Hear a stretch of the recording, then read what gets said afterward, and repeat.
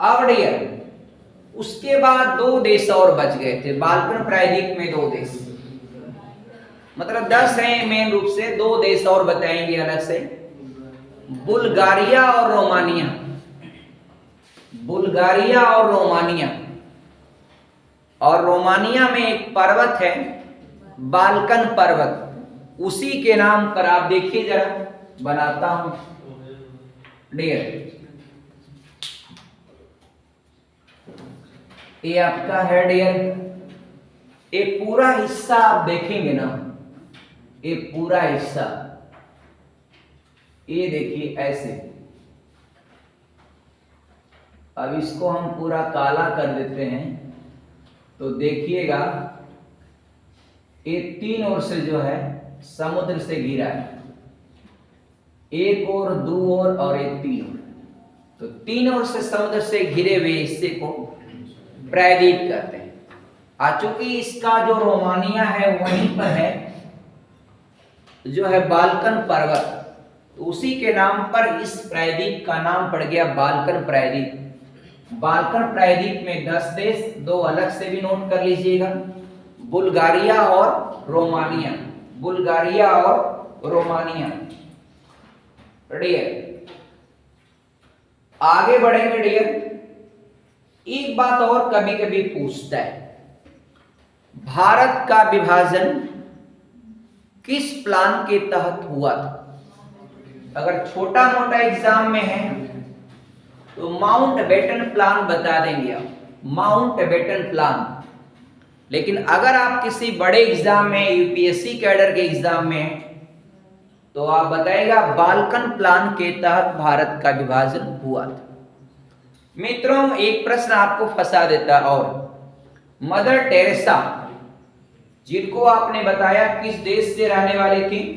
Albania. लेकिन ये जो बाल्कन प्रायद्वीप के 10 देश हैं इसको यूगोस्लाविया कहते थे, यूगोस्लाविया।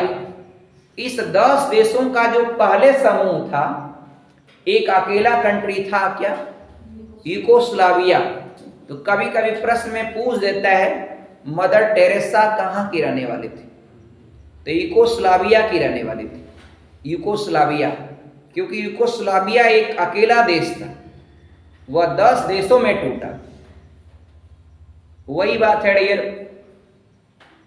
कि भारत भी देखा होगा आपने, पाकिस्तान, अफगानिस्तान, भारत, श्रीलंका और ये सब जो है, म्यांमार तो 1935 भारत सरकार अधिनियम द्वारा अलग हुआ था। ये सब पहले एक थे, अब बाद में ये सब टूटे, धीरे धीरे टूटते गए। तो वही है डियर कि दूसरों को दूसरा का दुख जो है ज्यादा लगता है, अपना नहीं महसूस होता। भारत भी टूटा है, और ये भारत टूटता नहीं, लेकिन तोड़ने वाले जो है ना, वह आपका नेता है। पाकिस्तानी एक नेता था, क्या नाम था? जिन्ना, मोहम्मद अली जिन्ना। इसने ही भारत का विभाजन करवाया था, मोहम्मद अली जिन्ना। अगर ये नहीं होता तो भारत का विभाजन नहीं होता मित्रों। तो भारत एक कितना मतलब डियर नेता जो है ना आपका, एकदम लोगों को बांटने का काम करते हैं नेता। बहुत खराब चीज है डियर, ये सब एकदम मारे कि आपका देश को तोड़ ताड़ के रख दिया। ये पूरा 10 देश आप लोगों को याद हो गया। Slovenia, Croatia, Slovenia, Croatia, Balkan प्रायद्वीप के 10 देश, स्लोवेनिया, क्रोएशिया, बोस्निया हर्जेगोविना और सर्बिया, फिर Montenegro, Kosovo, Montenegro, Kosovo, Albania, Macedonia, Albania, Macedonia, Greece, Thrace, Greece, Thrace, या थरेस को इस्तांबुल का लीजिए, आपका याद हो गया 10। मित्रों बाल्कन जो प्रायद्वीप है, पहले हुआ एक देश था यूगोस्लाविया। कौन सा देश था? Yugoslavia, Yugoslavia, Yugoslavia. याद रखिएगा, नाम टेढ़ा है, और जब आप लोग पढ़ा वढ़ा करिए ना तो अपने घर में अपने कमरे में अकेले पढ़ा करिए, खूब बोल बोल के पढ़िए, याद करके पढ़िए। ऐसे खुले में पढ़ेंगे ना, दुआर उआर पर पढ़ लेंगे बैठ के, और कहीं आपका सड़क के किनारे आपका घर है या रेल के पटरी किनारे घर है, तब तो पूरा यात्री सब कहेंगे लग रहा है स्टूडेंट आपका पगला गया। तो आप बोल बोल के पढ़िएगा डियर, आप आराम से आपको याद हो जाएगा वो सभी देश। कौन कौन देश डियर? बाल्कन प्रायद्वीप के जो 10 देश हैं मित्रों, मैंने आपको काउंट करा दिया है, आप दसों का नाम याद रखिएगा। देखिए, Slovenia Croatia, Slovenia Croatia, Croatia के मुद्रा दिनार, ये उतना इंपॉर्टेंट देश नहीं है, लेकिन उसके बाद दो इंपॉर्टेंट है, बोस्निया हर्जोगोविनिया और आपका सर्बिया। तो सर्बिया, बोस्निया में आपका फर्डिनेंस की हत्या हुई थी dear, dear Bosnia Herzegovina Serbia में हुई थी ना डियर, कहाँ हुई थी? हाँ, राजधानी का मतलब देश में माना जाएगा ना डियर। हाँ, बोस्निया में तो मैं बोल रहा हूँ डियर, बोस्निया की जो राजधानी थी सेरेजेवो वहीं हुई थी। तो बोस्निया सर्बिया, बोस्निया भी शॉर्टली बोल सकते हैं, बोस्निया सर्बिया। फिर आपका है मेंटीनेग्रो कोसाओ, मेंटीनेग्रो कोसाओ। फिर कौन दो देश आएंगे? अल्बानिया मैसेडोनिया और ग्रीस इस्तांबुल, ग्रीस इस्तांबुल। तो याद हो गया डियर, याद हो गया आपका? बताइए जरा तो, बोलिए तो कौन सा देश है डियर? हाँ dear, Slovenia Croatia, Slovenia Croatia, Bosnia Herzegovina Serbia, Montenegro Kosovo, Albania Macedonia, Greece Istanbul, Greece Istanbul. दो और बाद में बताए हैं बुल्गारिया और रोमानिया, हालांकि ये आपका उसके अंतर्गत नहीं आते हैं, तो डियर आपको याद रहेगा रोमानिया आ जाता है लगभग आपका बाल्कन प्रायद्वीप में। आप ये 10 से 12 देश आपका पूरी तरह से आप याद रखेंगे। आप आगे जरा बढ़िए तो एगो बात बताएं डियर, डियर इसको तो आप जान ही गए। एक डियर है बाल्कन पर्वत आपका रोमानिया में है, कॉन्सेप्ट क्लियर है। उसके अलावा और ये आपका जो है ना डियर, बुल्गारिया और रोमानिया जो दोनों देश है ना डियर, ये आपका पहाड़ी एरिया, ज्यादातर पहाड़ एरिया। बुल्गारिया में भी पहाड़ है, रोमानिया में भी पहाड़ है, सब पहाड़ी एरिया के देश है, यूरोप में ही है, पहाड़ी एरिया के देश है। रोमानिया में तो बाल्कन पर्वत है, बाल्कन पर्वत थोड़ा सा और आगे भी फैला होगा, तो छोटे मोटे पहाड़ है, उसको काउंटेबल नहीं किया जाता, मगर पहाड़ी एरिया। उसके बाद डियर आपका एक पॉइंट और याद रखिएगा, जो ग्रीस की राजधानी है एथेंस, और यहीं पर एक पर्वत ओलंपस पर्वत। कौन सा पर्वत है डियर? ग्रीस में कौन सा पर्वत है? ओलंपस पर्वत।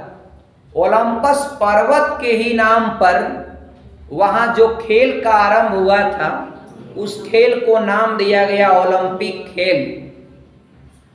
तो ओलंपिक खेल का नाम किस पर्वत के नाम पर दिया गया? ओलंपस पर्वत के नाम पर। और ओलंपस पर्वत किस देश में है? तो बताइएगा, ग्रीस में। ग्रीस की राजधानी एथेंस।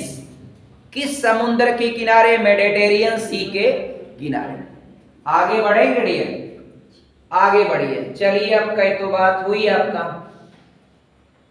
उसके बाद डियर आपका 3 देश हैं विदाउट ग्रुप हैं, बिना ग्रुप के। 3 देश कौन है? बिना ग्रुप के, no group of 3 countries whose name is dear, whose name is, हाँ, मोल्डोवा, यूक्रेन और बेलारूस। क्या है dear? Moldova, Moldova, Ukraine, Ukraine और तीसरा है बेलारूस। क्या है? बेलारूस। इनका कोई ग्रुप नेम नहीं है। क्या है? कोई ग्रुप नेम नहीं। Moldova, Ukraine, Belarus, Moldova, Ukraine और बेलारूस, याद रहेगा। इनके बारे में थोड़ा थोड़ा बताते हैं डियर। मोल्डोवा का कोई स्पेसिफिक कैरेक्टर बहुत ज्यादा है नहीं, हाँ, यूक्रेन के बारे में हम बताते हैं। यूक्रेन पर चर्चा करना चाहिए क्योंकि आप जानते हैं इस समय आपका यूक्रेन और रसिया के बीच डियर 2022 से युद्ध चल रहा है और 2022 अब समाप्त होने वाला है। सोचिए 2022 में ही युद्ध शुरू हुआ था। रूस और यूक्रेन के बीच जो युद्ध का आरंभ हुआ था वह 2022 में शुरू हुआ और 2022 अब खत्म होने वाला है और 2022 के शुरुआत में ही युद्ध हो गया था शुरू, और आज तक यह युद्ध अभी तक खत्म नहीं हुआ, समाप्ति की घोषणा नहीं हुई। मित्रों, ये जो यूक्रेन है इसकी कैपिटल है कीव। यूक्रेन की राजधानी है कीव। और मित्रों, यूएसएसआर जब 1991 में टूटा, यूएसएसआर जब 1991 में टूटा तो उसी समय आपका यूक्रेन अलग हुआ और 15 देशों में टूटा। उन देशों की भी बात हम पूरा डन करेंगे, लेकिन वो टूटा तो अन्य देशों पर रूस को कोई ज्यादा आपका परेशानी नहीं है, लेकिन रूस के लिए यूक्रेन का टूट जाना आपका रूस को बड़ा नुकसान हुआ। क्यों? क्योंकि ये यूक्रेन जो है ना आपका, एक तो ये आपका ब्रेड बास्केट कहा जाता है, रोटी का टोकरी, रोटी की टोकरी, ब्रेड बास्केट, क्योंकि वहीं पर है स्टेपी वृक्ष रहित घास का मैदान। और डियर यूक्रेन के बारे में और बताया जाता है कि यूक्रेन पूरा इंडस्ट्रियल एरिया, पूरा इंडस्ट्रीज है, पूरा उद्योग है। और आपको पता है डियर कि 1984 में, 1984 में, नॉट 94 में, 1908 चेर्नोबिल परमाणु रिएक्टर ब्लास्ट कब हुआ था? सर्च कर लीजिए, कॉन्सेप्ट थोड़ा सा देख के बताइए तो सही है। तब तक हम आगे बढ़ रहे हैं, बता रहे हैं आपको उसको।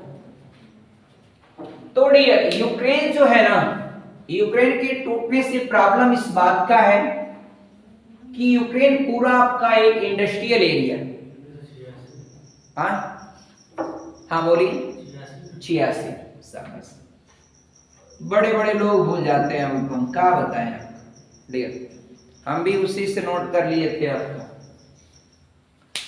84 में तो आपका भारत का भोपाल गैस त्रासदी में जो मिग गैस का रिसाव हुआ था, मिग गैस का फुल फॉर्म होता है मिसाइल आइसोसाइनेट। टेट का बहुत स्टैंडर्ड क्वेश्चन है, सब होते हैं। दो घटनाएं बहुत ज्यादा पूछा जाता है। चेर्नोबिल तो बहुत बार पूछा है, मोस्टली कोई एग्जाम देने जाएंगे। 1986 की बहुत बड़ी घटना है, यूक्रेन की एक शहर थी चेर्नोबिल, पूरा शहर में एकदम तबाही मच गई, रिएक्टर फट गया, वहां का परमाणु रिएक्टर था। 86 में आपका रूस के अंदर था, तब यूक्रेन एक राज्य हुआ करता था, एक स्टेट था, किसका? रूस का। और वहां पे रिएक्टर लगा था, परमाणु बिजली घर, चेर्नोबिल परमाणु बिजली घर। ये कहाँ है मित्रों? यूक्रेन में। लेकिन 1986 में जब ये फटा, उस समय ये रूस का हिस्सा था और वो पूरा रिएक्टर ही फट गया। जैसे होता है ना, गाड़ी चलाते हैं, एक्सीलरेटर देते हैं, एक्सेलरेट करते हैं ना आप, वैसे रिएक्टर को स्पीडिंग दे रहा था, तब तक सराउंडिंग का प्रेशर लो हो गया, अंदर का प्रेशर हाई हो गया, वह तुरंत फट गया। और जब फट गया तो परमाणु बम की भूमिका में काम करेगा, क्योंकि कोई भी रिएक्टर, वह रिएक्टर के अंदर अगर वह विखंडन की क्रिया हो रही तो वो कंट्रोल्ड चेन रिएक्शन होता है, उसको कंट्रोल किया जाता है। और परमाणु रिएक्टर में जो भी आप कंट्रोल करते हैं, तो आपको पता होगा डियर की 2-3 ऑप्शन है आपके पास। भारी जल से कंट्रोल कर लीजिए, भारी जल का केमिकल फार्मूला होता है D2। यूरे और वासवार ने इसकी खोज किया 1932 में और 34 में पा गए नोबेल। तो डियर भारी जल का भारत में कारखाना आपका तलचर उड़ीसा में है, छोड़िए सारे तथ्य आपका। तो भारी जल से कंट्रोल कर लेते हैं, या कैडमियम या ग्रेफाइट की छड़ों का, रॉड का इस्तेमाल किया जाता है, कैडमियम का और ग्रेफाइट का। ग्रेफाइट कार्बन का एक एलोट्रॉपी होता है, अपरूप होता है, और ग्रेफाइट पेंसिल के लेड में उसको भरते हैं, वह इलेक्ट्रिसिटी का क्या होता है, कंडक्टर होता है, यानी विद्युत धारा को वह संचालित करेगा। क्या? ग्रेफाइट। ग्रेफाइट किसका अपरूप होता है? कार्बन का होता है। किसका होता है? कार्बन का होता है। समझ में आई बात? धारा बहेगी, बहेगी, आपका धारा उसमें क्या होगी? संचालित होगी। तो डियर आप सारी बातें समझ रहे हैं ना? तो चेरनोबिल जब फटा तो पूरा वो अनकंट्रोल्ड हो गया, और पूरा आपका बहुत बड़ा, दुनिया की, पूरे विश्व का सबसे बड़ा परमाणु रिएक्टर दुर्घटना वही माना जाता है। चेरनोबिल परमाणु रिएक्टर पूरे विश्व की सबसे बड़ी घटना मानी जाती है, पूरी दुनिया में। जो आपका था यूक्रेन में 1986 की घटना है, फटा था पूरा रिएक्टर, बहुत ज्यादा संख्या में लोग मरे थे, पूरा शहर का शहर गायब। जैसे है ना डियर, परमाणु बम अगर कहीं गिरता है तो गिरेगा तो कितना नुकसान करेगा? जैसे नॉर्मल का फील्ड है, एक कोई स्टेडियम है, अगर वहां रिएक्टर गिरता है तो कितना नुकसान करेगा? एक छोटा मोटा एक स्टेडियम जितना है उतना फट जाएगा, गड्ढा हो जाएगा, वो अलग बात है। और फिर बाद में उसका जो प्रदूषण होता है, पोल्यूशन, उससे जो विकिरण निकलता, हानिकारक गैसें, अल्फा बीटा गामा किरणें, वो बहुत नुकसान करेगी। आप जैसे कहीं गए हैं ना, मान लो वहां पहुंच गए आप अचानक, कहीं यहाँ कुछ हुआ है, परमाणु बम फूटा है, कब का फूटा है, फिर आप पूछ पास के गए घर, इसके बाद अब वो गैस आपके फेफड़े में चली गई और अल्फा बीटा गामा किरणें अपने आप रिलीज करेंगी, पूरा फेफड़ा फट जाएगा, पूरा फट जाएगा, मतलब अंदर से पूरा जगह जगह लीक कर जाएगा। 1-2 दिन के बाद आपका ब्लडिंग होगी, खून आएगा और आपका आदमी की डेथ हो जाती है। इतना हानिकारक होता है क्या? अल्फा बीटा गामा किरणें, रेडियोएक्टिव किरणें इतनी हानिकारक होती है, सोचिए आपका। तो यही होता है, अब ज्यादातर वो गैस जैसे जैसे फैलेगी, कहानी खत्म होती चली जाती है, और घर मकान वैसे ही पड़े रहेंगे। फिर बाद में 5 साल 10 साल के बाद आप जाइए, बहुत खतरा रहता है, वहां पर जल्दी कोई जाता नहीं, क्योंकि वो रिएक्टर का वो वायुमंडल में घुली रहती है गैस से, आपको बहुत खतरा होता है। तो इस तरह से है मित्रों, याद रखिएगा यूक्रेन का। अभी का यूक्रेन के बारे में आप इतना जरूर याद रखिएगा, अभी इस समय रूस और आपका यूक्रेन के बीच में युद्ध चल रहा है, और रूस के राष्ट्रपति हैं आपका व्लादिमीर पुतिन, आप जानते ही हैं, बहुत एक पावरफुल और सेना के आदमी हैं, सेना की वर्दी में भी रहते हैं, बहुत पावरफुल हैं और बहुत काम भी करते हैं। देखा होगा वो बहुत सारे मिशन पर खुद जाते हैं, नाव भी चलाते हैं, गाड़ी भी चलाते हैं, ड्राइव भी करते हैं, समुद्र में तैरते भी हैं, और यार हर काम कर लेते हैं पुतिन, आपका समझिए एक ऑलराउंडर व्यक्ति। और यार जबकि जेलेंस्की, एक छोटा सा देश है यूक्रेन, वहां के राष्ट्रपति हैं जेलेंस्की, वहां के हैं डियर एकदम युवा, यूथ, आप उनका फोटो देखा होगा, एकदम नई उम्र का आदमी, बंदा, लेकिन इतना है उसके करेज को, साहस को, आपका मतलब एक साहस को अब जितना भी तारीफ किया जाए अच्छा है।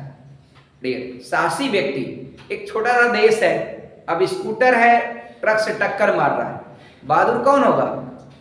स्कूटर अब खड़ी, सोचिए आपका, उससे लड़ रहा है। और मित्रों 22 में कब का युद्ध शुरू हुआ है?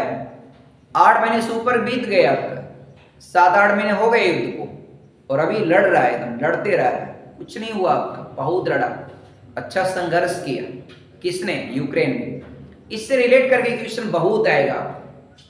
यूक्रेन के नीचे क्रीमिया पड़ेगा, क्रीमिया, यूक्रेन के नीचे आप देखिएगा तो निचला समुद्री हिस्सा जो है ना यूक्रेन का, ये क्रीमिया है।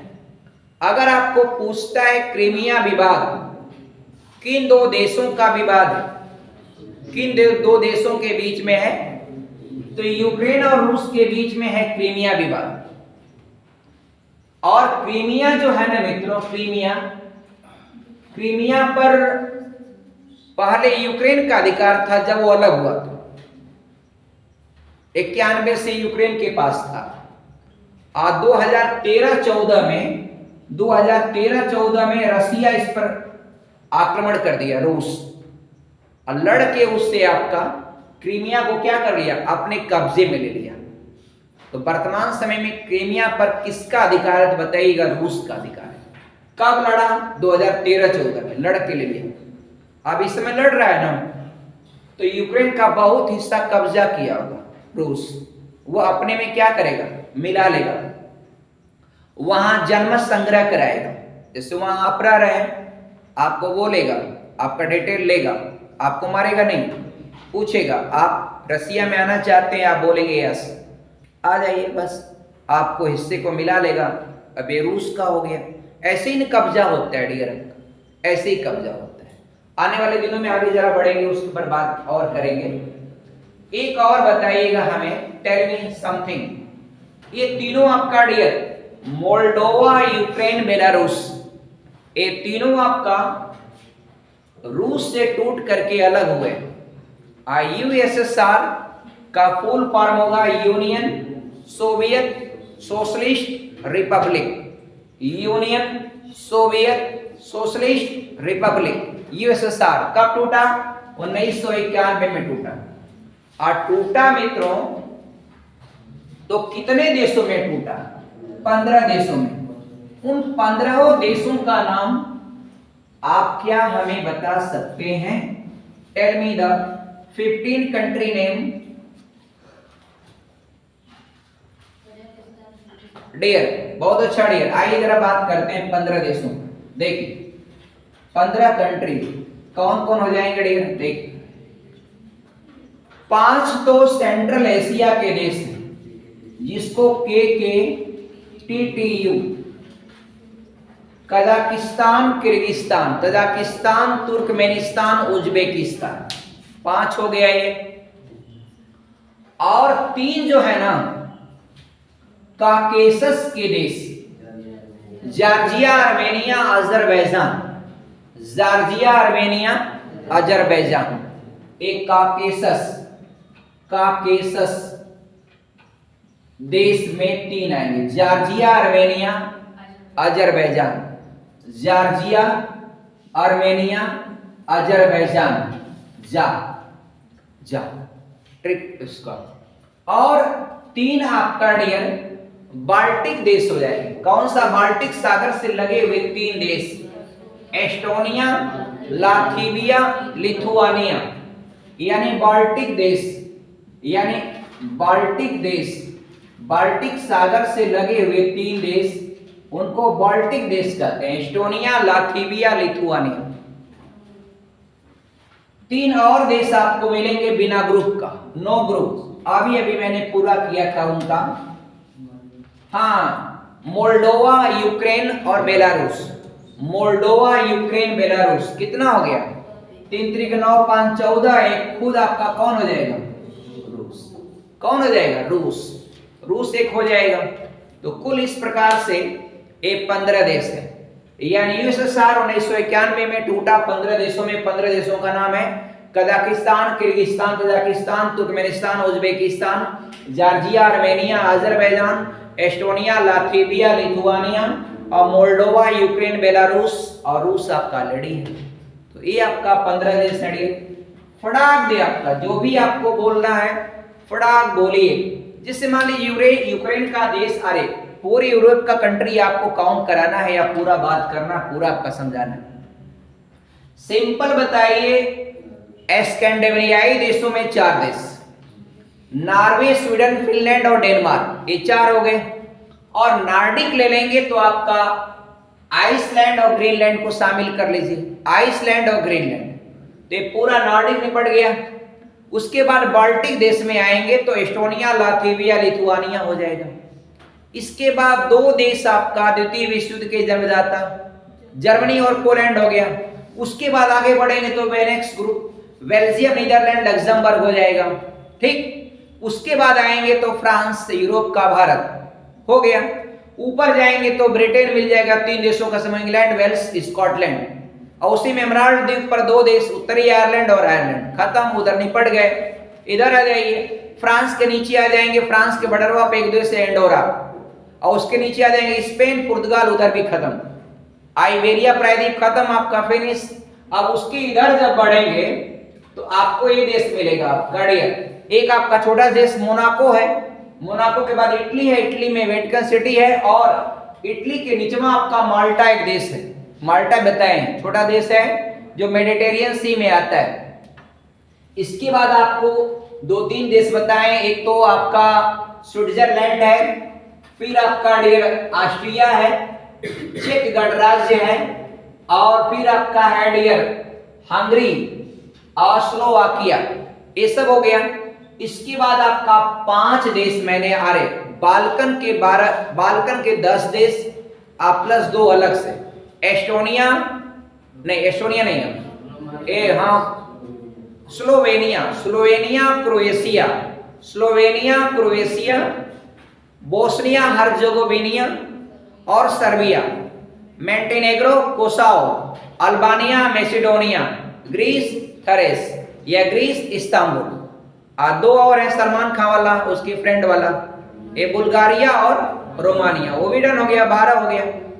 इसके बाद 3 देश अनग्रुप है, वो आपका, उसमें आपका आ जाएगा मोल्डोवा, यूक्रेन और बेलारूस। तो मित्रों इस तरह से आपका लगभग जो है यूरोप आपका पूरा फाइनल हो जाएगा। आप उसको पढ़िएगा डीपली। और कोई समस्या अगर इसमें हो तो बताइए, anybody any type of confusion हो बताइए। लगभग आपका पूरा यूरोप आपका समाप्त हो जाएगा। इस तरह से आप पढ़िएगा अच्छी तरह से। अब आपको देखिएगा ये जो रूस है ना डियर, रूस आपका यूरोप का देश है, तो इसका आधा हिस्सा इधर पढ़ा देते हैं आपका। आधा हिस्सा में ये कि रूस की जो कैपिटल है मॉस्को, ये मॉस्को जो कैपिटल है वो यूरोप में आता है। किस में आता है डियर? यूरोप में आता है। और रूस का डियर, रूस का पहले जो राजधानी था वो सेंट पीटर्सबर्ग थी। सेंट पीटर्सबर्ग कौन सी राजधानी थी डियर? Saint Petersburg. ये आप याद रखिएगा, ऊपर पड़ेगा डियर, एकदम ऊपर, मॉस्को से ऊपर आप जाइएगा, मॉस्को से ऊपर सेंट पीटर्सबर्ग आपका यही है डियर। हेलसिंकी के, जहां हेलसिंकी की लिखा है किंग, वहीं पर है डियर सेंट पीटर्सबर्ग। ये आपका पहले कैपिटल थी, इसका नाम था पहले, यहाँ पर पहले राजा रहते थे, लेनिनग्राड इसको कहते हैं। एक आपने एक और पढ़ा होगा, मैं आप बताएं, कालिनग्राड। कालिनग्राड कहाँ है? पोलैंड के, एस्टोनिया, लाथविया, लिथुआनिया, लिथुआनिया के या पोलैंड के सीमा पर ही है कालिनग्राड। बताया था कालिनग्राड अलग होना चाहता था, परमाणु बम वहां रखता था रसिया, और वो डरा कर हड़का कर उसको अलग नहीं होने दिया। तो कालिनग्राड जो है एक छोटा सा हिस्सा है जो आपका एस्टोनिया, लाथविया, लिथुआनिया, लिथुआनिया और पोलैंड के सीमा पर, वो आपका क्या है? कालिनग्राड। सेंट पीटर्सबर्ग की पुराना नाम है डियर कौन? लेनिनग्राड। लेनिनग्राड जब वहां राजा महाराजा पहले वहां रूस के रहते थे डियर, मोस्टली ये आपका पुराना है डियर। उम्मीद करता हूं डियर सारे कॉन्सेप्ट आप समझे होंगे। थैंक्स।